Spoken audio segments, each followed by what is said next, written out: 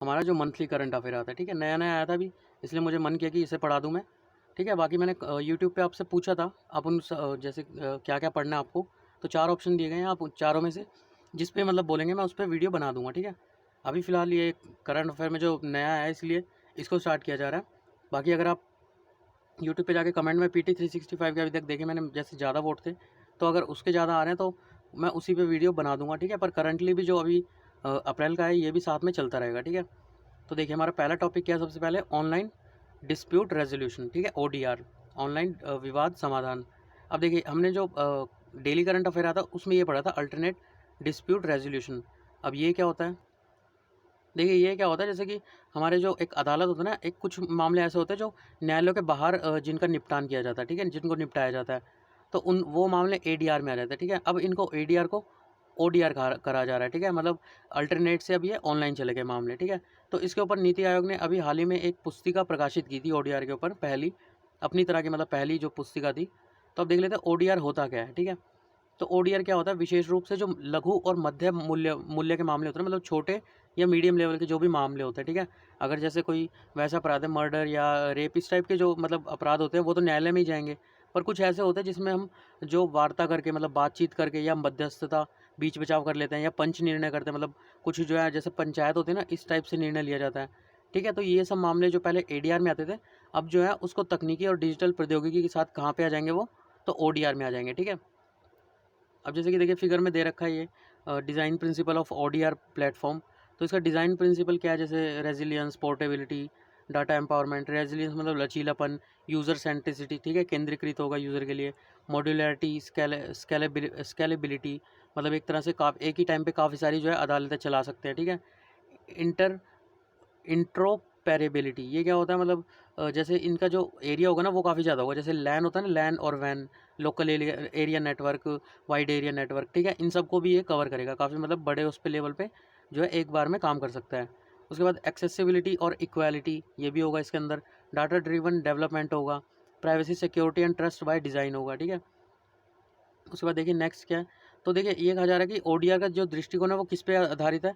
तो जैसा कि न्यायालय एक स्थान होता है, मतलब आपको कोई भी अगर विवाद से, जैसे हस्बैंड वाइफ में जैसे तलाक के लिए हो गया, ठीक है, इस टाइप के मामले जो है इसमें जाते हैं पहली बार तो ODR में, जो छोटे मामले होते हैं थोड़े से, एज़ कम्पेयर टू जो मेन उसमें जाते हैं न्यायालय में। ठीक है, तो ये क्या होता है, एक स्थान होता है न्यायालय, ना कि कोई सेवा होती है। ठीक है, मान लीजिए किसी का अगर जैसे डाइवोर्स होना हो, विवाद हो कुछ, तो उन्हें तो सिर्फ अपने डिसीजन से मतलब है ना, कि उनका तलाक हुआ या नहीं हुआ, तो वो एक तरह का न्यायालय स्थान होता है। ठीक है, वो कहीं पे भी हो डिसीजन, उन्हें कोई मतलब नहीं है, उन्हें सर्विस चाहिए। ठीक है, तो ये एक सेवा होनी चाहिए ODR जैसे है। ठीक है, तो देखिए अब इसके जो ये है ODR है, इसमें सबसे ज़्यादा महत्वपूर्ण भूमिका किसकी हुई, तो ICT की, इंफॉर्मेशन एंड कम्युनिकेशन टेक्नोलॉजी। ठीक है, क्योंकि जब जब लोगों तक इंटरनेट की पहुंच इजीली अवेलेबल हुई है ना, और डिजिटलाइजेशन हुआ लोगों के मध्य, ठीक है, तो उसके जो डेवलपमेंट है ICT का, उससे जो है इसको महत्वपूर्ण भूमिका निभाई है ODR में। ठीक है, उसके अलावा देखिए अगर भारतीय संविधान में निहित आदर्श देखें तो सिर्फ न्याय तक पहुंच, ODR का जो एम है वो क्या है, न्याय तक पहुंच, इसको प्राप्त करने में महत्वपूर्ण भूमिका निभाना है। ठीक है, अब देखिए ODR का विकास अगर देखें हम, तो ईयर बाय ईयर इसका विकास दे रखा है। तो जैसा कि 2006 में क्या हुआ था, डॉट इन जो भारतीय राष्ट्रीय इंटरनेट एक्सचेंज है, उसने डॉट इन नाम का डोमेन खरीदा था। ठीक है, डोमेन क्या होता है, जैसे अलग अलग जो वेबसाइट होता है ना, उसके डोमेन खरीदने पड़ते हैं, जैसे .com, .in। ठीक है, कोई वेबसाइट वगैरह बनाता है। ठीक है, तो इससे जो विवाद समाधान नीति है इसको अपनाया गया था। ठीक है, ऑनलाइन विवाद के जितने भी विवाद होते हैं उनका समाधान करने के लिए। ठीक है, ये 2006 में जो है खरीदा गया था। उसके बाद 2017 में क्या हुआ, जो विधि एवं न्याय मंत्रालय, इसने क्या किया था, मतलब एक वक्तव्य जारी किया था, हेल्प मांगी थी किससे, जो भी ऑनलाइन मध्यस्थता है उनके माध्यम से करने के लिए सरकारी एजेंसियों से। ठीक है, उसके अलावा देखिए जो 2018 में फिर क्या किया गया, जो MSME मंत्रालय था। ठीक है, तो उसने क्या किया, जो जितने भी जो वो थे ना, समाधान पोर्टल लॉन्च किया था, जिसकी हेल्प से क्या किया गया, जो सूक्ष्म और मध्य उद्योग वो थे, उद्यम थे, उनके लिए जो वो होता है ना, जो कर देने में, मतलब भुगतान करने में विलम्ब होता है। ठीक है, उसको निपटाने के लिए समाधान पोर्टल लॉन्च किया गया था 2018 में। ठीक है, उसके बाद 2019 में क्या किया गया, तो EADR, ये इस चैलेंज को शुरू किया गया। ठीक है, ADR क्या है, अल्टरनेट डिस्प्यूट रेजोल्यूशन। ठीक है, तो ODR स्टार्टअप का समर्थन करने के लिए EADR स्टार्ट किया गया 2019 में। उसके बाद 2020 में क्या किया गया, तो तो इसके अंदर जो 2020 में इंडियन गवर्नमेंट थी उसने ओडीआर के जो कर विवाद थे ना, टैक्स से जो विवाद उत्पन्न हो रहे थे, उसको समाधान के लिए जो है विवाद से विश्वास योजना शुरू की। ठीक है, विवाद से विश्वास 2020। अब देखिए 2020 में ही हुए अगले 3 कार्यक्रम भी। उसके अलावा 2020 में क्या हुआ, उसके बाद देखिए जो न्यायमूर्ति ए के सीकरी थे, इनकी अध्यक्षता में एक समिति बनाई गई। ठीक है, तो इस समिति का काम क्या था कि जो ओडीआर है ना, उसके उपयोग को एक व्यापक आधार प्रदान करे, जो कि किसकी सहमति से हुआ था, नीति आयोग की। ठीक है, उसके बाद देखिए 2020 में क्या हुआ था, जो प्रथम यूज़ किया था आभासी लोक अदालत का, वो छत्तीसगढ़ ने किया था। ठीक है, तो ऐसा किया और वीडियो एवं कॉन्फ्रेंसिंग के माध्यम से सुलह संबंधी सेवाएं प्रदान की। उसके बाद देखिए 2020 का लास्ट वो जो है, एक संसदीय स्थायी समिति ने जो है अपनी रिपोर्ट दी। उस रिपोर्ट में जो मध्यस्थता और सुलह प्रक्रिया था उसमें प्रौद्योगिकी का उपयोग का आह्वान किया। ठीक है, तो ये जो संसदीय समिति थी ये किससे रिलेटेड थी, तो कार्मिक लोक शिकायत विधि और न्यायपर विभाग से संबंधित थी। ठीक है, उसके बाद देखिए अगर वर्तमान स्थिति देखें ओडीआर की, तो ई कोर्ट मिशन मोड परियोजना, तो इसके तहत जो भारतीय न्यायपालिका थी उसमें जो है न्याय वितरण प्रक्रिया में आईसीटी उपकरणों पर अधिकाधिक जो है निर्भरता का समर्थन किया। ठीक है, और इसलिए उसे प्रयासरत किया। तो ये किसके नेतृत्व में किया गया था, तो e committee for monitoring the use of technology and administrative reforms. उसके बाद देखिए ई लोक अदालतों का आयोजन, तो इसके अंतर्गत जो कोविड-19 महामारी है उसमें जो सभी जितने भी वो हैं न्यायालय हैं वो ऑनलाइन आने के लिए प्रोत्साहित हुए। ठीक है, इसकी वजह से जो है ई लोक अदालतों का आयोजन किया गया। उसके बाद देखिए जो ऐसा करने वाला प्रथम जो स्टेट है हमारी, वो कौन सी है, छत्तीसगढ़। हमने ऊपर भी अभी पढ़ा ही था। उसके बाद है वर्चुअल कोर्ट या फिर आभासी अदालत। इसके अंतर्गत सुप्रीम कोर्ट ने भी मतलब ये माना कि कुछ मामलों का आंशिक या पूर्णतः जो है समाधान किया जा सकता है ऑनलाइन। ठीक है, साथ ही सुप्रीम कोर्ट ने ऑनलाइन तंत्र के माध्यम से जो हमारे ट्रैफिक चालान थे और चेक बाउंसिंग जैसे कुछ मामले जो है इसमें ऐड किए। ठीक है, उसके बाद है डिजिटल भुगतान पर आरबीआई की ओडीआर नीति। तो इसके अंतर्गत जो आरबीआई है उसने क्या किया, एक विकासशील जो डिजिटल भुगतान थे उसको बढ़ावा देने के लिए एक विकासशील डिजिटल भुगतानों पर एक उच्च स्तरीय समिति की जो है स्थापना की। ऐसा किसकी अध्यक्षता में हुआ, तो नंदन नीलेकणी, इनकी अध्यक्षता में ये किया गया। ठीक है, उसके बाद इस समिति ने ये कहा कि अगर हमें मतलब ऑनलाइन उसको डिजिटल को भुगतान को वो देना ना, प्रेरणा देनी है, तो ऐसा जो है 2 स्तरीय ओडीआर प्रणाली की स्थापना के साथ किया जाएगा। ठीक है, उसके बाद राष्ट्रीय ई कॉमर्स नीति का प्रारूप, तो इसका प्रारूप कैसा होगा, इसके अंतर्गत जो शिकायत निवारण प्रणाली है उसको इलेक्ट्रॉनिक से यूज़ करने का उसका वो दिया गया, सुझाव दिया गया। ठीक है, इसके अलावा देखिए अगर कोई भी ई कॉमर्स में कोई भी विवाद उत्पन्न हुआ है, ठीक है, तो उसकी जो क्षतिपूर्ति होगी वो भी इलेक्ट्रॉनिक रूप से जो है की जाएगी। ठीक है, ओडीआर के अगर लाभ देखें, सबसे पहले लागत प्रभावी है। लागत प्रभावी जैसे कि आप घर पे बैठ के पहले क्या करते थे, आप जैसे यात्रा करके कोर्ट जाना आना है ना, अलग अलग वकीलों की जो है वो लेते थे, सलाह लेते थे। उसके अलावा आने जाने का खर्च हो गया। उसके बाद अब क्या है, आप ऑनलाइन घर पे बैठ के कर रहे हैं ना, आपका टाइम भी कहीं ना कहीं बच रहा है। ठीक है, तो इसमें देखिए तो इसके अंदर के जो तटस्थ लोग होते थे ना, उनको भी इसका कहीं न कहीं जो है फ़ायदा पहुँचेगा, है ना। जैसे तटस्थ कौन से होते हैं, जैसे कि मान लीजिए आपका केस है तो आपके साथ और आपके रिश्तेदार या पड़ोसी, अड़ोसी-पड़ोसी जाते हैं, आप कोर्ट में देखते हैं ना, जैसे काफ़ी सारे लोग होते हैं, तो उनका भी जो है एक तरह से टाइम बचेगा। ठीक है, उसके अलावा इस समाधान प्राप्ति के जो है समय को कम कर देगा।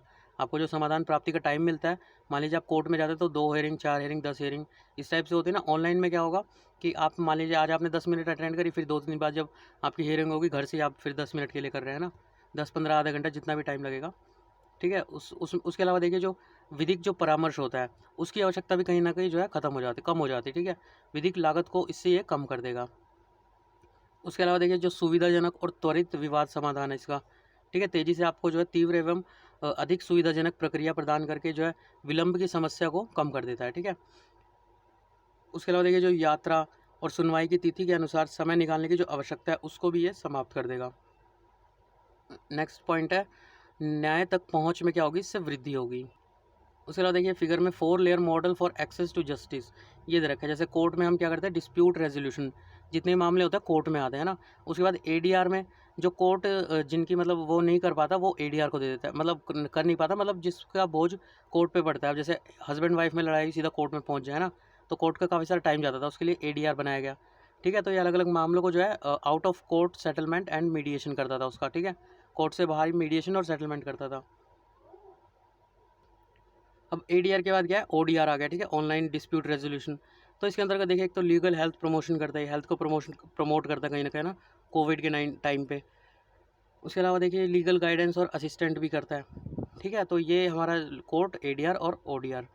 उसके बाद देखिए पॉइंट क्या था, न्याय तक पहुंच में वृद्धि होगी इससे। तो ओडीआर में क्या होता है, एक पारस्परिक रूप से एक समझौता उस पर पहुंचने का आधार होता है, ठीक है। मतलब अलग अलग जैसे बात करके, मध्यस्थता करके, ठीक है। इसलिए वे क्या करते हैं, जो विवाद विवाद समाधान प्रक्रिया की प्रतिकूलता एवं जटिलता होती है उसको कहीं ना कहीं कम करते हैं, ठीक है, जिससे न्याय तक पहुंच में वृद्धि होगी। उसके लिए निहित पूर्वाग्रह की जो है समाप्ति होगी।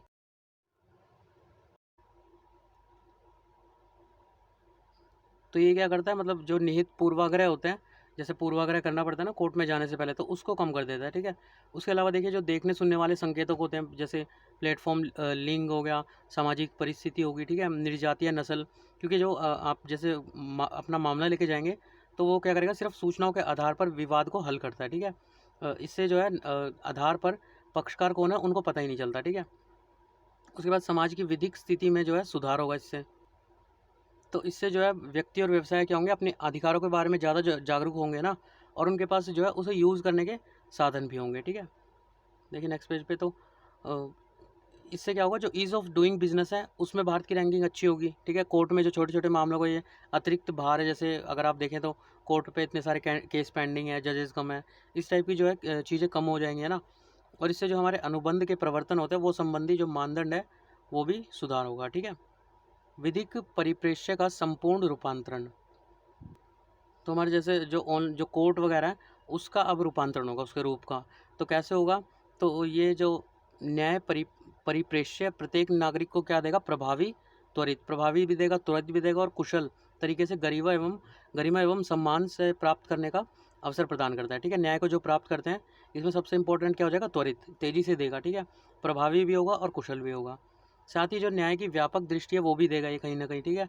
जो अपने निर्णय एवं प्रक्रियाओं निष्पक्ष व्यवहार में पारदर्शी, राज्य द्वारा परिवर्तनीय एवं वैध भी होगी, ठीक है।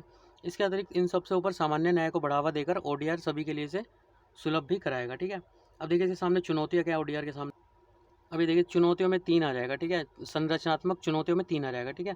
तो सबसे पहले डिजिटल साक्षरता, फिर डिजिटल अवसंरचना, जो इंफ्रास्ट्रक्चर है उसकी कमी है, साक्षरता की भी कमी है, ठीक है। प्रौद्योगिकी तक पहुंचने के मामले में लैंगिक विभाजन, मतलब कहीं ना कहीं अगर लेडीज़ का देखें तो वो कम है, ठीक है। महिला जो वो है संगठन, मतलब महिलाओं का पहुँच इस तक कम हो जाती है, ठीक है। तो सबसे पहले डिजिटल साक्षरता की अगर हम बात करें, तो इसमें क्या है, देखिए एक तो शहरी क्षेत्रों के जो परे, जो जैसे गांव वगैरह, वहाँ पे इसकी पहुंच कम है, ठीक है। तो हमें उसके विभाजन का उन्मूलन करना होगा, मतलब जो अलग अलग शहरों में जो ज़्यादा है और गांव में कम है, तो उसको हमें बैलेंस करना होगा, ठीक है। और इसमें देखिए जो विभाजन देखा जाता है वो किस में देखा जाता है, प्राय आयु में। जैसे कि अगर पिछले जो 90s के जैसे जो वो मतलब पेरेंट्स होंगे पहले के, उनमें कम देखा जाता है इनका यूज़, ठीक है। तो जो आज की जनरेशन वो तो यूज़ कर लेती है। उसके बाद निर्जातीयता, मतलब जो अलग अलग जनजातियाँ होती हैं, ठीक है। उसके अलावा भौगोलिक संपर्क, ठीक है, शहरों में ज़्यादा देखा जाता है, गाँव में कम देखा जाता है। उसके बाद देखिए इंफ्रास्ट्रक्चर, डिजिटल अवसंरचना। तो इंफ्रास्ट्रक्चर में क्या आ जाता है, जैसे कंप्यूटर, स्मार्टफोन और मध्यम से उच्च बैंडविड्थ। जो बैंडविड्थ होता है ना, जैसे जो हमारा इंटरनेट चलता है तो उसकी डाउनलोडिंग स्पीड होती है ना, किसी नेटवर्क की कम होती है, किसी की ज़्यादा होती है, इस टाइप से जो बैंडविड्थ हाई चाहिए। और गांव में तो बहुत कम ही, आप जैसे ऑनलाइन अगर किसी से वीडियो कॉल करना चाहें तो नहीं, मतलब कम पॉसिबल होता है, ठीक है। तो उच्च बैंडविड्थ युक्त इंटरनेट कनेक्शन तक जो है पहुँच इसमें शामिल करनी होगी, जिससे आबाद एवं स्पष्ट रूप से सुनवाई करने में न्यूनतम समय लगे, ठीक है। अब देखिए इसमें लैंगिक विभाजन, जैसे कि 2019 की जो इंटरनेट इंडिया रिपोर्ट थी, उसमें भारत में जो इंटरनेट उपयोग करता है उसमें महिलाओं की भागीदारी कितनी थी, 1/3, और गांव में अगर इसे देखें तो सिर्फ 28%, ठीक है। तो इसमें क्या होगा, जो लैंगिक विभाजन है ये कहीं ना कहीं और ज़्यादा हो जाएगा, ठीक है, क्योंकि महिलाओं की पहुंच कम है। तो पुरुष जो है जाएगा और मतलब न्याय ले लेगा, पर महिलाओं को इसके लिए हमें जो है और प्रोत्साहित करना होगा, ठीक है। व्यवहार संबंधी चुनौती देखें तो ओडीआर के संदर्भ में जो है जागरूकता की कमी है आज के टाइम में। तो इससे क्या हो सकता है, जैसे जागरूकता में एक तो कमी है, इससे जो वादी और व्यवसाय जो होते हैं उनका ओडीआर प्रक्रियाओं में क्या होगा, विश्वास कम हो जाएगा। और जैसे जो इंपॉर्टेंट जो मैटर है, जैसे कि एमएसएमई हो गया, उपभोक्ता विवाद हो गया आदि, जैसे व्यापक जो संभावना जो ओडीआर में मतलब होनी चाहिए, उनके अनुप्रयोगों में भी सीमित वो भी हो जाएंगे, ठीक है, वो भी इसके पास मतलब नहीं आ पाएंगे इसकी वजह से। इसके बाद तो इसमें पॉइंट क्या है नेक्स्ट, सरकार और सार्वजनिक क्षेत्र के उपक्रमों की भूमिका विधि। और मतलब ये हेडिंग ये है, सरकार और सार्वजनिक क्षेत्रों के उपक्रमों की भूमिका। तो इसमें क्या भूमिका होगी सरकार की और सार्वजनिक क्षेत्र की। तो इस मंत्रालय के अनुसार विधि एवं जो न्याय मंत्रालय उसके अनुसार देखें अगर हम, तो न्यायालय के जो समक्ष लंबित मामले हैं उसमें से 46% जो है वो सरकारी विभाग उसमें जो है एक पक्षकार के रूप में कार्य करता है, ठीक है, 46% में, ठीक है। तो इसके लिए क्या कर सकते हैं, जो सरकार के मध्य एवं जो सरकारों एवं अन्य पक्षों के मध्य विवाद है, इसमें जो है ODR को अपनाया जाए, इससे लोगों की इसमें क्या होगा, विश्वास बढ़ेगा, ठीक है। जैसे कि देखिए फिगर में दिखाया गया है, ODR तंत्र के निर्माण के लिए अपनाए जा सकने वाले सिद्धांत। तो सिद्धांत क्या क्या है, देखिए पहला फिगर में क्या है, शिक्षा और मूल्यांकन ODR के प्रमुख चरण है, ठीक है। सबसे पहले शिक्षित करना, फिर इसका मूल्यांकन करना, उसके बाद साइबर सुरक्षा की दिशा में सक्षम जो प्रौद्योगिकी समाधान है उसको तैयार करने की आवश्यकता है इसमें। उसके बाद ODR में विकास के लिए जो मार्गदर्शन के लिए सिद्धांतों को खुला या मुक्त रखना जो है इसमें शामिल है। उसके बाद अंतिम समझौते के प्रवर्तन पर स्पष्ट का होना महत्वपूर्ण है, स्पष्टता का होना महत्वपूर्ण है, ठीक है। ये 4 पॉइंट है। उसके बाद देखते हैं आगे क्या है। तो अगला है परिचालन संबंधी चुनौतियाँ। तो ये क्या होती है इसमें, सबसे पहले निजता एवं गोपनीयता संबंधी चिंता है। अब इसमें देखिए क्या होगा कि आप आमने सामने एक तो बात नहीं करेंगे, ऑनलाइन करेंगे, ठीक है। तो इसमें कहीं ना कहीं निजता और गोपनीयता संबंधी चुनौतियाँ उत्पन्न हो सकती हैं, ठीक है। उसके अलावा देखिए जैसे कि आप ऑनलाइन अगर अटेंड कर रहे हैं ये जो न्यायालय है ODR, तो इसमें क्या होगा, जैसे कोई सेंसिटिव जो आपकी जो मतलब होती है ना, जैसे लड़ाई वगैरह में, तो उस टाइप से दस्तावेज और आंकड़े जो है उसका ऑनलाइन प्रसार होगा, ऑनलाइन दिया जाएगा वो। तो ऑनलाइन उसमें छद्मरूप, गोपनीयता का उल्लंघन, डिजिटल साक्ष्य में हेर फेर हो सकता है, या डिजिटल रूप से दिए गए निर्णय शामिल हैं, ठीक है। इसके लिए पुरातन विधिक प्रक्रिया, अगला पॉइंट। इसके अंतर्गत देखिए जो हमारी जो विधिक प्रक्रिया है वो काफ़ी पुरानी है, ठीक है। उसमें मतलब ऑनलाइन का कुछ भी एक्सप्लेन नहीं किया गया था, ठीक है। इसकी वजह से इसमें जो है जो उचित रीति से कार्य है वो संपन्न करना थोड़ा मुश्किल होगा, ठीक है। तो उसमें जो है बाधाएं उत्पन्न करेगी। उसके अलावा देखिए जैसे नोटरी नियम 1956 है, इसके अंतर्गत कोई भी जो नोटरीकरण का प्रावधान नहीं है। नोटरीकरण क्या होता है, जैसे आपने अगर एफिडेविट का भी बनवाया तो उस पर जो स्टैंप वगैरह लगवाते हैं ना, 10 रुपये का वो आता था ना एफिडेविट बनवाने के लिए, तो वो भी इसमें ऐसा कोई मतलब वो पॉसिबल नहीं हो पाएगा, ठीक है। आगे की अगर राह की बात करें तो इसमें क्या करना होगा, बुनियादी ढांचे और प्रौद्योगिकी तक जो पहुंच है उसमें वृद्धि करनी होगी, और ऐसा कौन कर सकता है, सरकार और न्यायपालिका दोनों के प्रयासों से ही किया जा सकता है। उसके बाद डिजिटल साक्षरता है जो इसमें वृद्धि, तो जो उपयोगकर्ता हैं उनको जो है इसकी जो डिजिटल रूप है उससे साक्षर होना चाहिए। ऐसा करने के लिए जो है ICT की वास्तविक क्षमता का यूज़ किया जा सकता है, ठीक है। उसके अलावा क्षमता निर्माण, तो इसके लिए हमें जो मध्यस्थ होते हैं, मध्यस्थ इकाई होते हैं, मतलब बीच बचाव कराने, इनकी संख्या को बढ़ाना होगा, ठीक है। क्योंकि जो अलग अलग पर्सन, जैसे कम अगर नंबर ऑफ पर्सन अभी कम है तो हम कम केस सॉल्व कर पाएंगे, तो इसके लिए इनकी संख्या को तीव्रता से बढ़ाना होगा। इसके लिए अभिकर्ताओं द्वारा क्या किया जा सकता है, जो प्रशिक्षण और प्रमाणन कार्यक्रम आरंभ है वो उसके लिए सहयोगात्मक प्रयास किए जा सकते हैं, ठीक है। उसके अलावा सरकारी अभियोजन हेतु ODR को अपनाया जाए। इसके अलावा भी देखिए जैसे कुछ श्रेणियों के जो विवाद है, ठीक है, जो इससे बाहर के विवाद हैं उनको भी इसके अंदर ला के मतलब एक बार देख सकती है कि मतलब ये अगर ठीक से काम करे तो इनको इस श्रेणी में लाया जा सकता है, ठीक है। उसके लिए वो सरकार आदेश दे सकती है। तो इसका उसके बाद ODR का विनियमन, तो इसके अंतर्गत एक विनियामक मॉडल जो है लाया जाना चाहिए, क्योंकि जो नए प्रतिभागी आ रहे हैं उनकी कहीं ना कहीं जो निजता है उसकी रक्षा की जाए, ठीक है। और ये भी ना हो कि हम अति विनियमन कर दे, ज़्यादा विनियमन कर दे, इससे नवाचार जो है वो बाधित हो जाए, ठीक है। एक बैलेंस अप्रोच में हमें इसे इम्प्लीमेंट करना होगा। उसके बाद संसदीय कार्यप्रणाली, नेक्स्ट जो आर्टिकल है पार्लियामेंट्री फंक्शनिंग, तो ये सुर्खियों में क्यों रहा, तो कुछ जो ऐसे व्यापक प्रभाव वाले जो ऐसे विधेयक थे, अनेक विधेयक थे जिनको जो है आनंद जल्दबाजी में मतलब पूरे स्थापित कर दिया गया, ठीक है, और शीघ्रता से पारित जो है इन्हें कर दिया गया। इससे संसदीय जो कार्यप्रणाली है उसकी कहीं ना कहीं उत्पादक और गुणवत्ता जो दोनों में क्या हुआ है, शरण हुआ है, ठीक है। इसके साथ साथ संसद के भीतर कार्य संचालन में भी गिरावट को लेकर अनेक प्रश्न उत्पन्न हुए हैं। तो इसके कुछ हालिया उदाहरण देख लेते हैं।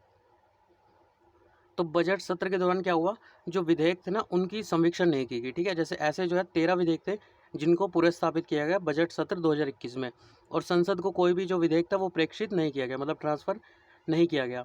उदाहरण के लिए देखिए ये सारे उदाहरण दे रखे हैं। दिल्ली राष्ट्रीय राजधानी राज्य क्षेत्र शासन विधेयक 2021 ये हमने पढ़ा था, ठीक है, 2 मार्च वाली मैगजीन में पढ़ा था ये। उसके अलावा खान और खनिज संशोधन विधेयक 2021 आदि को जो है जल्दबाजी में पारित किया गया।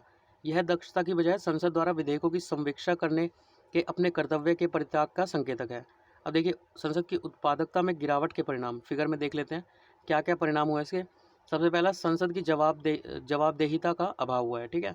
उसके अलावा विधायी कार्यों पर समझौतावादी दृष्टिकोण, मतलब इसमें संवीक्षा की नहीं गई और एक तरह से समझौता, मतलब आपस में जो है समझौता कर लिया गया कि ये जो पास ये लॉ हुए हैं, जो पास हुए हैं वो विधायी के अकॉर्डिंग हुए, ठीक है, नियम के अकॉर्डिंग हुआ है। उसके अलावा असहमति व्यक्त करने के साधनों का अभाव कहीं ना कहीं, मतलब अगर संसद के बाद भेजा ही नहीं गया कोई विधेयक तो कोई असहमति हुई नहीं उस पर, है ना, सीधा उसको वो क्या पुरस्तावित कर दिया। और ठीक है, उसके बाद विधायिका की भूमिका शक्ति संतुलन में व्यवधान उत्पन्न करती है, ठीक है, जो उसकी भूमिका है वो क्या करती है, शक्ति संतुलन में व्यवधान उत्पन्न करती है। उसके अलावा शासन व्यवस्था में उत्पन्न जो निष्क्रियता या शून्यता है उसको न्यायपालिका द्वारा तीव्रता से भरा जा रहा है, क्योंकि जैसे पिछले हमने आर्टिकल कुछ देखे थे, तो न्यायपालिका अपने जो स्व मोटो लेके या स्वतः संज्ञान लेके खुद ही किसी मामले को भी उठा के और उस पर जो है डायरेक्ट विधेयक, मतलब वो लॉ पास कर देते, ठीक है। इस टाइप से जो है उसकी जो उत्पादकता है उसमें गिरावट आई है संसद की, ठीक है, उसको पीछे किया गया कहीं ना कहीं। तो अगला पॉइंट देखिए, विधेयिका को संदर्भित करने की घटती प्रवृत्ति। तो जो विधेयक है, जैसे 14वीं और 15वीं अगर लोकसभा में देखें तो 14वीं में 60% और 15वीं में 71% ऐसे विधेयक थे जिनको जो है समीक्षा के लिए समिति को प्रेक्षित ही किया नहीं गया, ठीक है, सॉरी नहीं किया गया, मतलब इतने जो विधेयक थे वो सिर्फ इनको किए गए थे प्रेक्षित, ठीक है, 60% और 71%। जो कि 16वीं लोकसभा में देखिए सिर्फ 27% जो है प्रेक्षित किए गए, जो वो होती है ना समिति होती है उनकी। और 17वीं में यह जो है 11% रह गया, ठीक है, 2019 से वर्तमान समय तक सिर्फ 11% ऐसे जो है, मतलब इस 2020 में फटाफट जो विधेयक आए, ऊपर हमने जैसे पढ़े 13 विधेयक बिना समीक्षा के पास कर दिए गए, ठीक है। उसके अलावा इसका और क्या पॉइंट है, उपस्थिति में कमी होती है। तो लोकसभा और राज्यसभा में ये घटकर कितनी रह गई है, 71 और 74% रह गई है, ठीक है, लोकसभा में 71 और राज्यसभा में 74% जो है उपस्थिति रह गई है, ठीक है। कुछ विधेयकों धन धन विधेयक के रूप में प्रस्तुत करना। तो कुछ ऐसे विधेयक मतलब देखने में आए हैं जो कि बिना विचार विमर्श किए जो है राज्यसभा से पारित कराने की संदेहात्मक प्रवृत्ति दृष्टिगत हुई है, ठीक है। तो इससे जो कुछ एग्जाम्पल क्या है, जैसे अधिकरणों का पुनर्गठन, चुनावी बॉन्ड का प्रचलन, है ना, ये तो काफ़ी मतलब वो ज्वलंत मुद्दा था एक तरह से जब चुनावी बॉन्ड आया था, ठीक है। उसके अलावा विदेशी अभिदाय अधिनियम, ठीक है, इसमें संशोधन करना। इसके अलावा जो आधार अधिनियम था उसको भी जो है धन विधेयक के रूप में चिन्हित किया गया था, ठीक है। उसके बाद देखिए केंद्रीय बजट पर चर्चा का अभाव। तो देखिए संविधान क्या करता है, जो लोकसभा होती है उसको प्रत्येक जो विभाग है ना और मंत्रालय उसके बजटीय व्यय का अनुमोदन करने का अधिकार देता है। पर हाल ही में अगर हम बात करें तो क्या हुआ, जो वो थे 5 सिर्फ जो है ऐसे मंत्रालय थे जिनको बजट के लिए सूचीबद्ध किया गया लोकसभा के द्वारा, उन पे से चर्चा कितने पे हुई, वो भी सिर्फ 3 ही पे हुई, ठीक है। कुल बजट के 76% हिस्से को बिना किसी चर्चा के स्वीकृति प्रदान कर दी गई, ठीक है।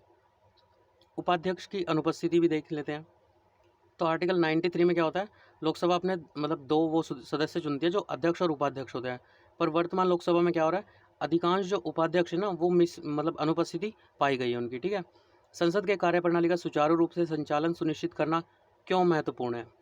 तो ऐसा क्यों महत्वपूर्ण हो रहा है, तो पहला पॉइंट है लोकतंत्र में केंद्रीय भूमिका। तो लोकतंत्र में अगर हम देखें तो संसद क्या होती है, एक मतलब प्रतिनिधि निकाय के रूप में कार्य करती है, मतलब एक तरह से लीड करती है ये। तो इसमें क्या होता है, जो सरकार होती है उसके कार्यों पर ये निगरानी रखती है और उसमें संतुलन भी कहीं ना कहीं स्थापित करती है, ठीक है। उसके अलावा देखिए विधायी प्रस्तावों की जांच करना, ठीक है, ये इसका कार्य वो होता है। पर ऊपर हम देखा जैसे हमने काफ़ी सारे विधायक जो है बिना किसी जांच के पास हो गए। तो संसद का कर्तव्य होता है कि वो अलग अलग जो विधायी होते हैं उन प्रस्तावों को, विधायक प्रस्तावों को जो है विस्तार से जांच करे और उनके जो सूक्ष्म भेद होंगे और प्रावधान होंगे उनमें जो निहितार्थ होते हैं उनको समझेगी और उन पर क्या करेगी, उचित निर्णय देगी, ठीक है। लोकसभा में संसद के लिए निर्दिष्ट 3 भूमिकाएं होती है। सबसे पहले विधि निर्माण के लिए उत्तरदायी होती है, ठीक है। दूसरा क्या करती है, राष्ट्रीय और नागरिकों से संबंधित मुद्दों पर विचार तथा वाद विवाद में शामिल होना। उसके अलावा लोगों के प्रति नीतियों या कार्यवाही पर सरकार की जवाबदेही जो है सुनिश्चित कर दी है, ठीक है। अगला पॉइंट है क्यों महत्वपूर्ण है ऐसा, तो संवैधानिक अधिदेश को पूर्ण करना। तो इसे पूरा करने के लिए संसद जो है उचित रीति से कार्य करे, ये जरूरी होता है, ठीक है, संवैधानिक अधिदेश को। तो ऐसा करने के लिए संविधान के अनुच्छेद जो 75 है उसमें प्रावधान है कि जो मंत्रिपरिषद सामूहिक रूप से लोकसभा के प्रति क्या होता है, उत्तरदायी होता है, ठीक है, अनुच्छेद 75। उसके बाद देखिए प्रतिनिधि निकाय। तो इसके अंतर्गत संसद को कैसे कार्य करना चाहिए, मतलब किस आधार को बनाए रखना चाहिए, एक प्रतिनिधित्व, अनुक्रियशीलता और उत्तरदायित्व, ठीक है, इस आधार को जो है बनाए रखना चाहिए। उसके अलावा संसदीय कार्य प्रणाली को कैसे बेहतर बनाया जा सकता है, ठीक है, आगे की राह एक तरह से। तो बैठकों की संख्या बढ़ाकर सबसे पहले, तो इसमें संसद को क्या करना चाहिए, जो बैठकें हैं उनको अधिक करना चाहिए, ठीक है। और बैठकों की तिथियां का पूर्व निर्धारण भी होना चाहिए, क्योंकि देखिए लोकसभा और राज्यसभा के लिए न्यूनतम बैठकें कितनी होती है, 120 और 100। किसने ये डिसाइड किया था, तो राष्ट्रीय संविधान कार्यकरण समीक्षा आयोग ने, ठीक है। उसके बाद देखिए संसद सदस्यों को अनुसंधान सहायता उपलब्ध कराना, रिसर्च के ऊपर। तो इसमें जो संस्थागत अनुसंधान सहायता है, ठीक है, मतलब रिसर्च से जो हेल्प मिल सकती है, तो उसमें समितियों को तकनीकी प्रकृति के मुद्दों की जांच करने में समर्थ बनाएगी, ठीक है। तो इससे क्या होगा, जो समितियां हैं वो जैसे कि मान लीजिए कोई वित्त की समिति होगी अलग, है ना, तो इस टाइप से सामाजिक अलग होगी, तो ये अपने उसमें प्रोफेशनल होते हैं, तो ये अच्छे से उसकी क्या कर पाएंगे, जो जाँच है उसके लिए विशेषज्ञ निकाय के रूप में कार्य कर पाएंगे, ठीक है। उसके बाद समिति को निर्दिष्ट करना, तो इसके अंतर्गत जो समिति है उसको जितने भी विधेयक होते हैं ना और बजट होते हैं वो दिए जाएँ, ठीक है। और उसके अलावा जो समिति के सदस्य होते हैं उनका कार्यकाल बढ़ाया जाए, ठीक है, ताकि वो अपनी जो पूरी उनकी नॉलेज है, मतलब विशेषज्ञता है तकनीकी, उसका पूर्ण उपयोग कर सकें। मतलब ऐसा नहीं है कि उनका कार्यकाल जैसे रिटायर हो जाए वो, या उनको हटा दिया जाए, ठीक है, जब वो किसी उस पे काम कर रहे हो तो। उसके अलावा नियमित निगरानी करना, तो उनका जो प्रदर्शन है उसके नियमित आकलन के लिए एक तंत्र जो है स्थापित कर सकते हैं। उसके अलावा देखिए जिम्मेदार विपक्ष, तो इसमें जो है विपक्ष क्या कर सकता है, जो सदस्यों की कार्रवाई है उस पर एक प्रश्न पूछना, है ना, आपत्ति प्रकट करना और सुझाव देना, परंतु ये सब जो है तर्कसंगत और प्रभावी तरीके से होना चाहिए, ठीक है। और उसके अलावा देखिए शैडो कैबिनेट्स, छाया मंत्रिमंडल, आपने लक्ष्मीकांत में पढ़ा होगा, तो ये क्या है, इस मंत्रालय की विस्तृत निगरानी और जांच की अनुमति देता है इन्हें, ठीक है, और रचनात्मक सुझाव देकर सांसदों की सहायता करता है। उसके बाद है लोक पुष्टि या फिर फीडबैक, तो इसके तहत जो है सरकार क्या कर सकती है, जो संसदीय कार्य प्रणाली है उस पर एक व्यापक विमर्श जो है प्रेरित कर सकती है, ठीक है, जिससे जो जन भागीदारी है उसको प्रोत्साहन मिलेगा कहीं ना कहीं।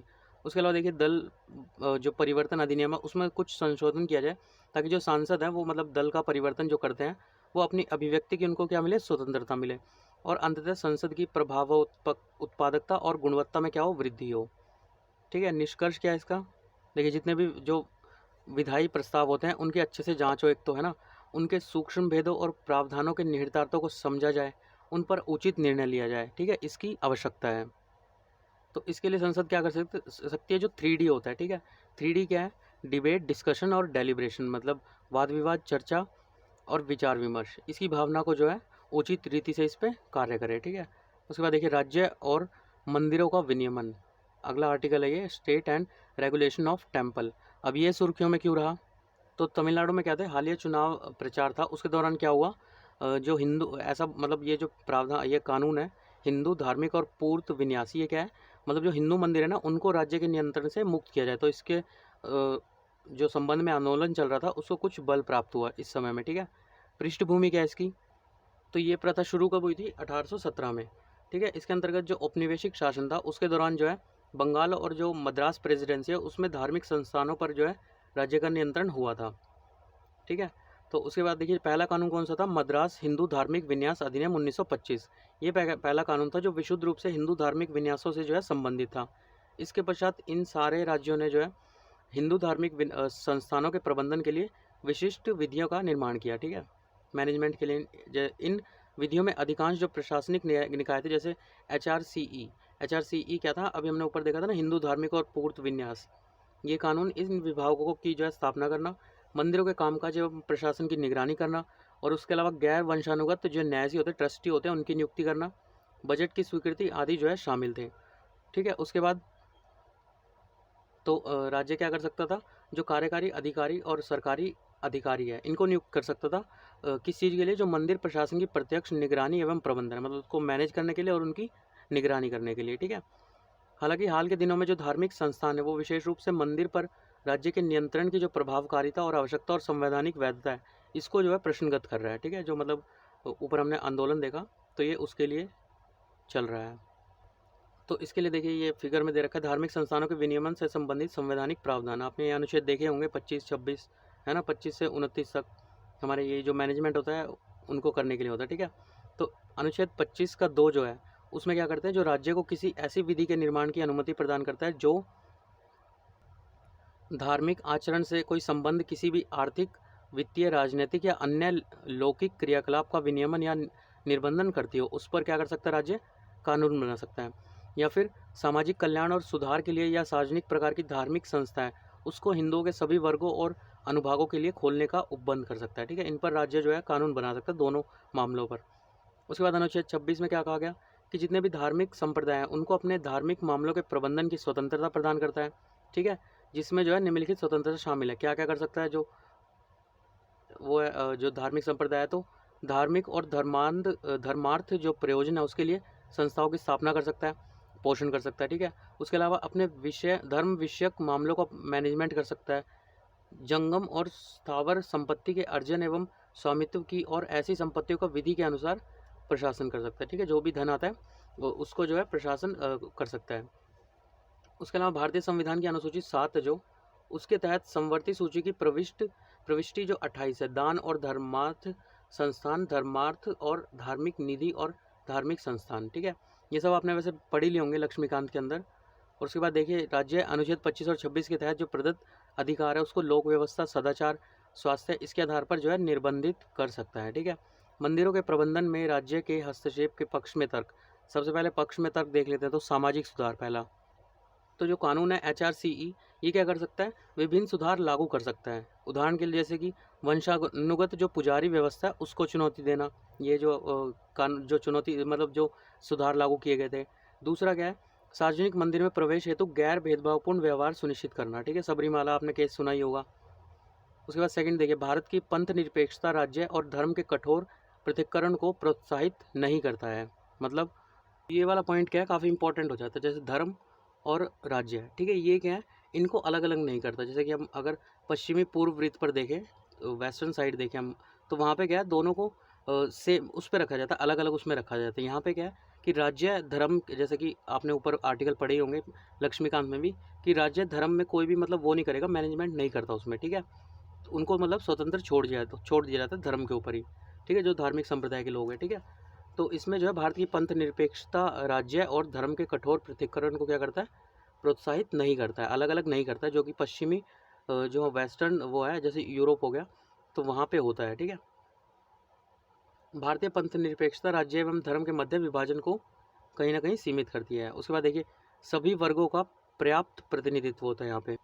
तो देखिए इसके अंदर क्या कहा गया कि सभी वर्गों का क्या हो, पर्याप्त प्रतिनिधित्व हो। क्योंकि देखिए ज़्यादातर क्या होता है, ऐतिहासिक असंतुलन के कारण जो मंदिर प्रबंधन निकाय होता है उसमें अधिकांश जो प्रमुख वर्ग होते हैं ना, वो अपना प्रभुत्व ले लेते हैं, है ना।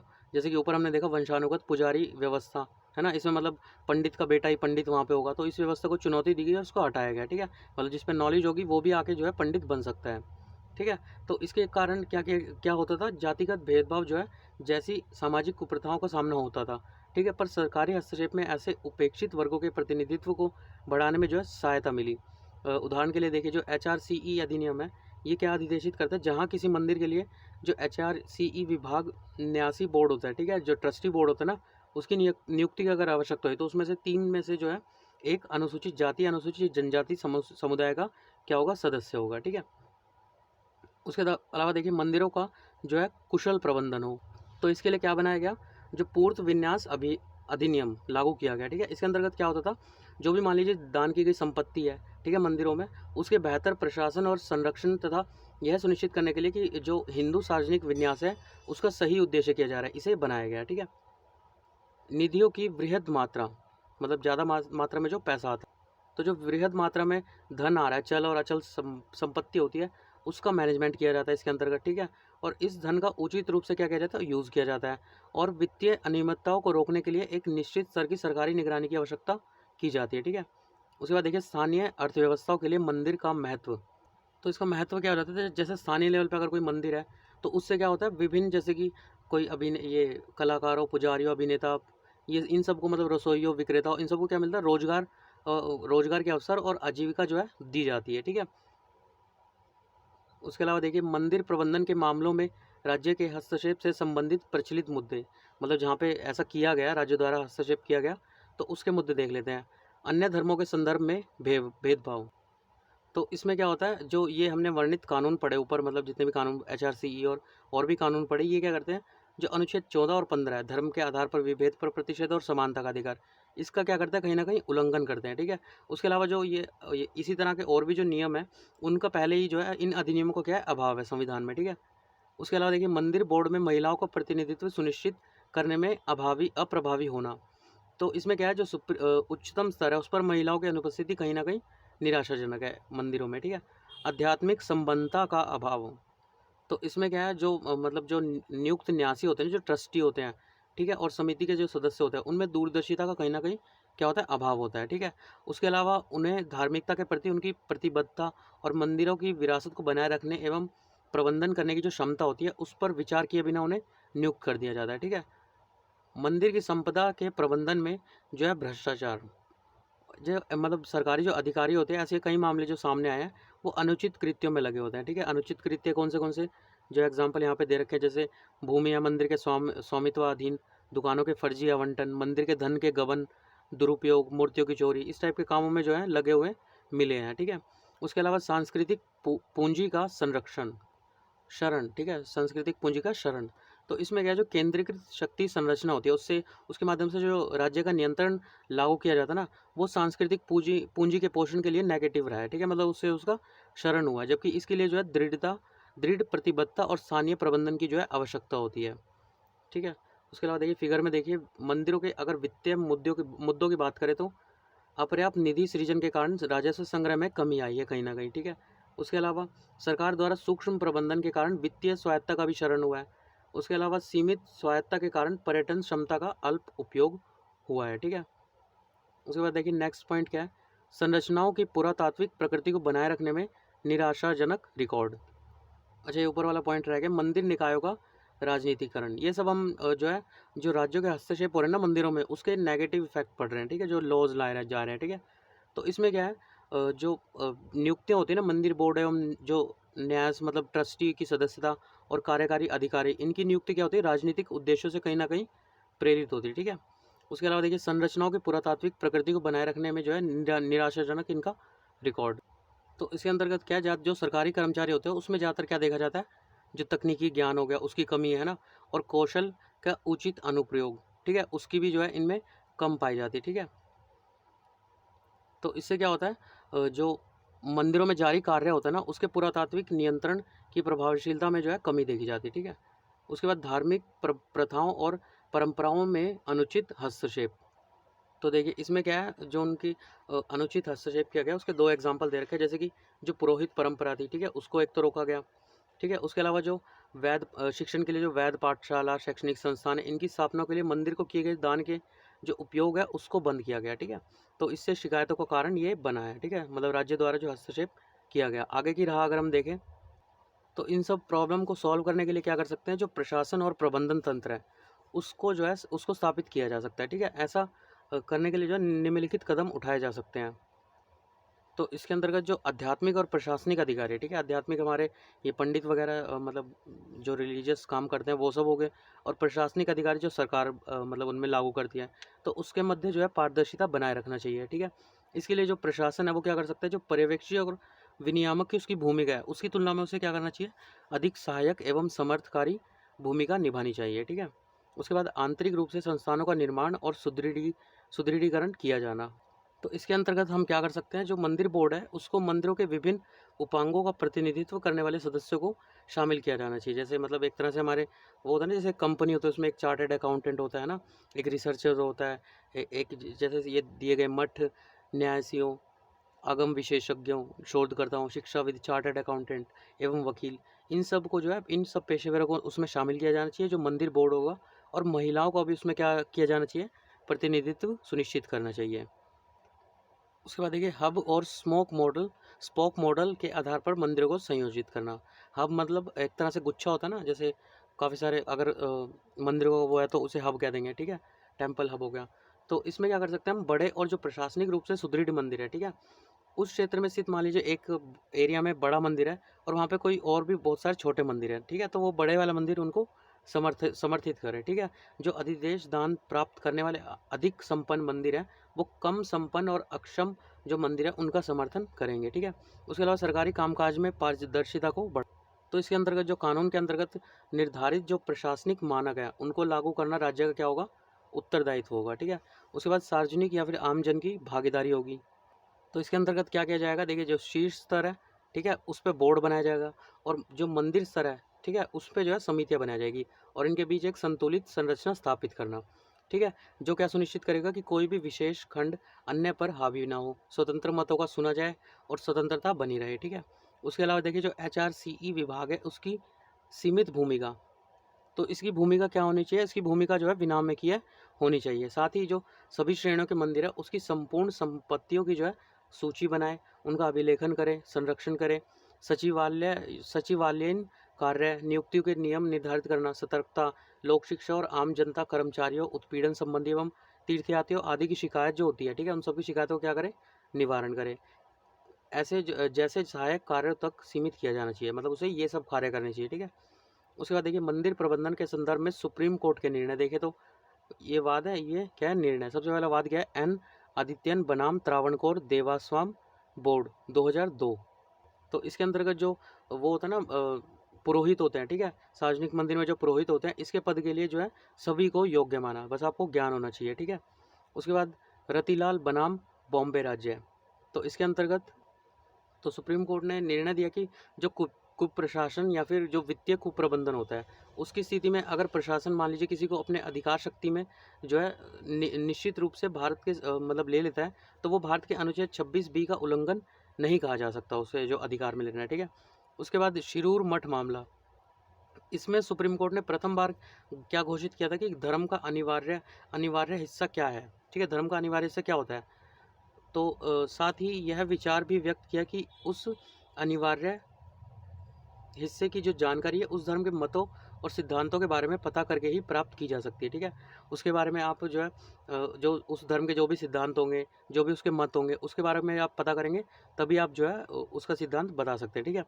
उसके बाद डॉक्टर सुब्रमण्यम स्वामी बनाम तमिलनाडु राज्य एवं अन्य वाद 2014, इसमें क्या कहा गया सुप्रीम कोर्ट ने कि जो मंदिर है उसको विनियमित करने की राज्य की शक्ति से तात्पर्य अनिश्चित काल के लिए मंदिर के प्रशासन का अतिक्रमण करने की शक्ति से नहीं है, ठीक है। राज्य को मतलब यहाँ पे सीमित किया गया। केरल के पद्मनाभस्वामी मंदिर का मामला, तो इसमें सुप्रीम कोर्ट ने जो त्रावणकोर राज परिवार था उसको केरल में से जो पद्मनाभस्वामी मंदिर है उससे संबंधित संपत्तियों के लिए शैवत शिल्प अधिकार, ठीक है, मतलब मंदिर को जो प्रबंधन जो उसका मैनेजमेंट करता है उसका अधिकार दिया। न्यायालय ने इसके प्रबंधन हेतु प्रशासनिक समिति को क्या गठन का भी निर्देश दिया। चलो अभी फिलहाल के लिए ये तो ख़त्म हो गया टॉपिक, ठीक है। तो अभी इसको यहीं पे एंड करते हैं। वैसे मैं सोचता हूँ कि 3-4 घंटे का वीडियो बनाऊँ अच्छे से, पर अभी मुझे लग रहा है कि क्वालिटी थोड़ी सी मतलब अभी उस लेवल की नहीं आई है। थोड़ी सी जब इन फ्यूचर क्वालिटी बढ़ती जाएगी जैसे जैसे, उसके बाद एक ही मतलब ऐसा नहीं कि मैं बना नहीं सकता, बना सकता हूँ अभी भी 7-8 घंटे में पूरा एक जो है कवर करा सकता हूँ, पर अभी क्वालिटी थोड़ी सी मुझे और अच्छी करनी होगी उसके लिए, ठीक है। तो बाकी मैंने आपसे जैसे यूट्यूब पे आपसे का सजेशन मांगा था कि क्या पढ़ाऊँ, तो PT 365 के ज़्यादा सजेशन आए, पर आप नीचे कमेंट बॉक्स में ये भी बता सकते थे कि किसकी पढ़ाऊँ, मतलब अर्थव्यवस्था की स्टार्ट करूँ या फिर पर्यावरण की, या इंटरनेशनल रिलेशन का एक भी टॉपिक नहीं हुआ अभी तक, तो उसकी तो आप अगर वो भी साथ में बता देते तो थोड़ा हेल्प हो जाता मेरा, ठीक है। बाकी अगर आपको वीडियो अच्छा लगता है तो आप कमेंट बॉक्स में बता सकते हैं ताकि मैं उसी पे वीडियो बनाऊँ, ठीक है। तो तब तक के लिए आप एक कोना पकड़िए, एक किताब पकड़िए, बैठे रहिए और पढ़ते रहिए, ठीक है। एंड अगर पसंद आता है तो लाइक सब्सक्राइब कर सकते हैं। And have a good day.